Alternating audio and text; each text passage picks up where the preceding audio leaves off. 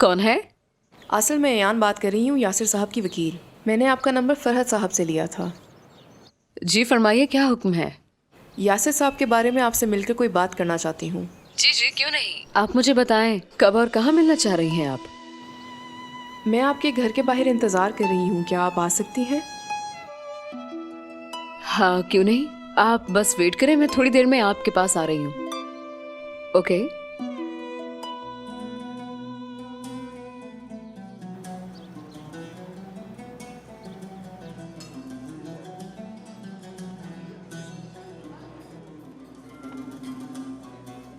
आप मेरे बारे में काफी जानते हैं। आपको क्या लगता है मैं कैसा हूं? जानता हूं, लेकिन ज्यादा नहीं। मैं ये भी जानता हूं कि तुम्हारा भाई जेल में है, और इसके अलावा और बहुत सी बातें हैं जो तुम नहीं जानते, लेकिन शायद मैं जानता हूं उनके बारे में। बेटा,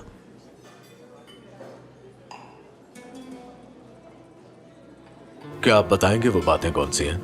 रिश्ते नाते इंसान को सोचने पर मजबूर कर देते हैं। तुम चाहे फौलाद के भी बन जाओ, लेकिन तुम्हारा दिल अपनों के लिए हमेशा दर्द महसूस करता है। ना चाहते हुए भी बहुत सी बातों को दिल से लगाना पड़ता है। बेटा, जो तुम्हें चाहता है उसकी हमेशा कदर करो।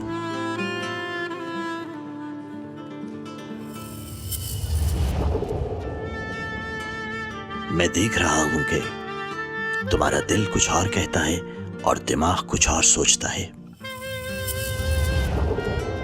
मोहब्बत भी अजीब चीज है, जिसे इंसान जानता भी नहीं उससे भी हो जाती है।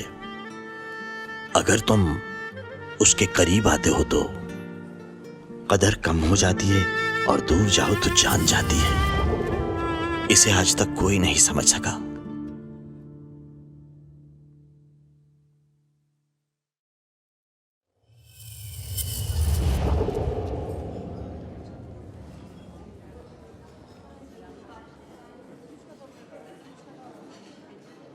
ये आज तक किसी की समझ में नहीं आई। मेरी एक बात याद रखना, मोहब्बत का इलाज मोहब्बत से ही हो सकता है। तुम भी अंदर से जल चुके हो।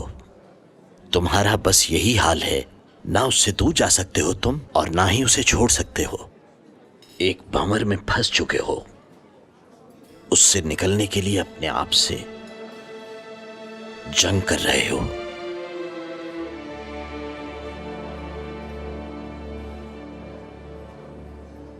दिल और दिमाग दोनों की सुनकर फैसला करना सीखो।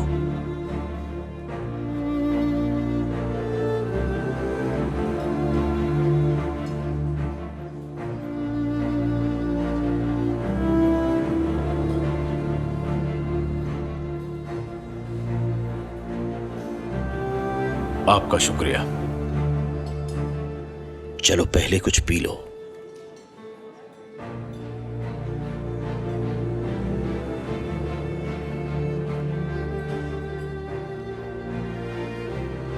और क्या कहना चाहेंगे आप? इस दुनिया से सीखो।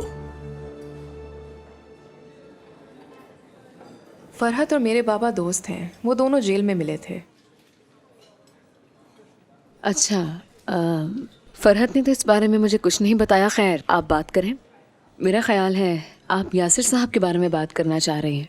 दरअसल यासिर साहब की गिरफ्तारी एक अजीब बात है, क्योंकि वो ऑन ड्यूटी थे। आपने बिल्कुल ठीक कहा। मैंने केस को देख लिया है और इसकी तैयारी भी मैंने अच्छे तरीके से कर ली है। आपसे मिलना बहुत ही ज़रूरी था, इसलिए आपको जहमत दी। नहीं, कोई बात नहीं। जहाँ मेरी ज़रूरत है मैं हाजिर हूँ। आप उस बारे में जो भी जानती हैं वो मैं बाद में आपसे तफसील से पूछ लूँगी। और मुझे ये जानकर भी खुशी हुई कि आप बहुत अच्छी सर्जन भी हैं। जी, आपने बिल्कुल ठीक सुना। आप जो भी पूछना चाहें पूछें। चले फिर शुरू करते हैं। आबरू आपकी बेस्ट फ्रेंड थी, मुझे उसके बारे में तफसील से बताएं। आखिर उसने आपको क्यों मारना चाहा? जी, आपको मैं सब बताती हूँ। बोले।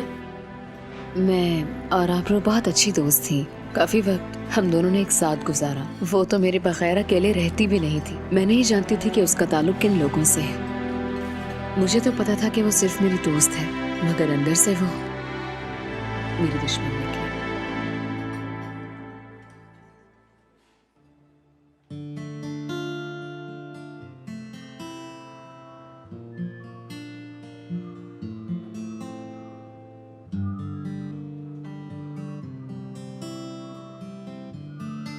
यासिर, कैसे हो तुम?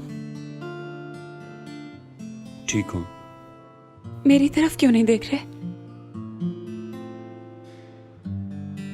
देख तो रहा हूं मैं। यासिर, रो क्यों रही हो? रो नहीं रही मैं, खुद ब खुद आंसू निकल रहे हैं। असगर को तो तुमने कुछ नहीं बताया? नहीं, कुछ नहीं। ठीक किया। अब वो कहाँ पे है? गुलशन और आंटी के पास। यासिर, मुझे बताओ अब क्या होगा? तुम फिक्र मत करो, थोड़ी कानूनी कार्रवाई है, सब ठीक हो जाएगा। ठीक है। जानते हो, जब मैंने ये खबर सुनी तो मेरे पर क्या गुजरी। कहा ना ठीक हो जाएगा सब, भरोसा रखो। ये तुम्हें ज्यादा देर तो नहीं रखेंगे? नहीं नहीं, देखो जोया, अदालत ने अपनी कार्रवाई तो करनी है ना, उसके बाद मैं घर आ जाऊंगा। तुम मेरा यकीन करो। मैं तुम्हारे बगैर 2 दिन कैसे गुजारूंगी? यासिर, मुझे तो घर काटने को आता है। बस अब रोना मत। जानती हो, अगर तुम ऐसे रोना शुरू कर दोगी तो मैं यहाँ पर कैसे वक्त गुजारूंगा? Yasir, I love you. I love you too. चलो अब तुम घर जाओ, वरना ज्यादा उदास हो जाऊंगा। 2 दिन की तो बात है, फिर हम सब साथ होंगे, ठीक है? चलो तुम जाओ, असगर का ख्याल रखना। ठीक है, जाती हूँ। ठीक है, अब तुम रोना नहीं। ख्याल रखना अपना। ठीक है, तुम भी अपना ख्याल रखना। चलो जाओ।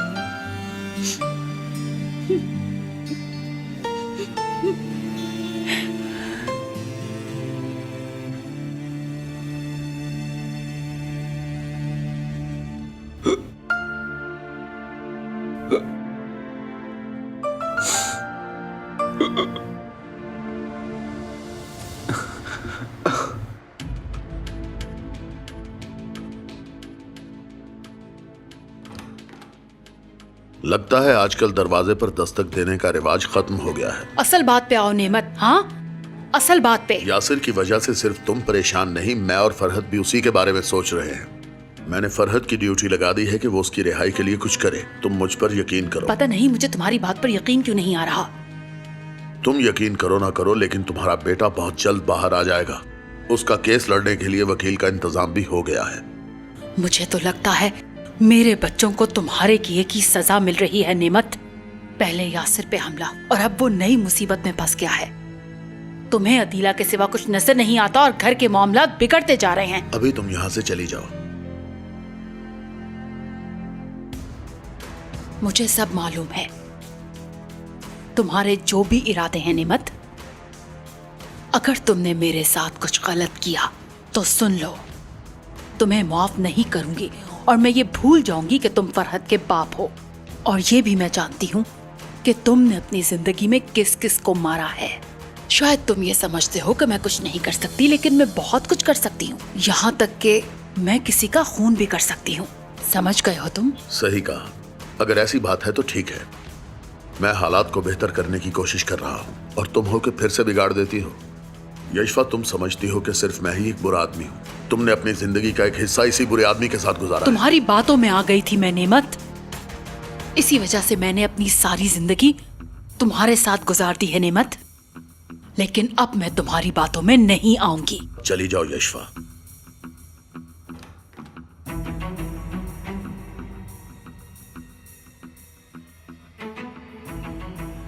क्या चल रहा है नेमत? कुछ खास नहीं। देख रही हूं मैं सब। यशफा, तुम बार बार नेमत को परेशान करने क्यों आ जाती हो? तुम्हें मेरे मामलात में बोलने की किसने इजाजत दी है? मेरी किसी भी बात में मदाखलत करने की कोशिश मत करो। मैंने कहा ना यशफा, जाओ यहाँ से।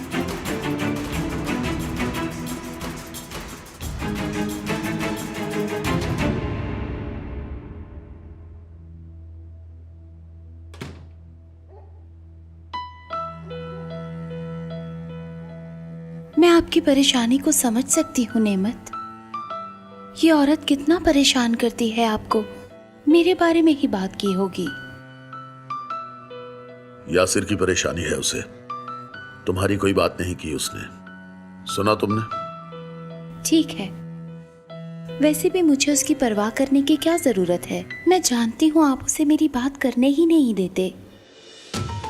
चले छोड़ें इस बात को। अच्छा बताएं, हम शादी कब कर रहे हैं?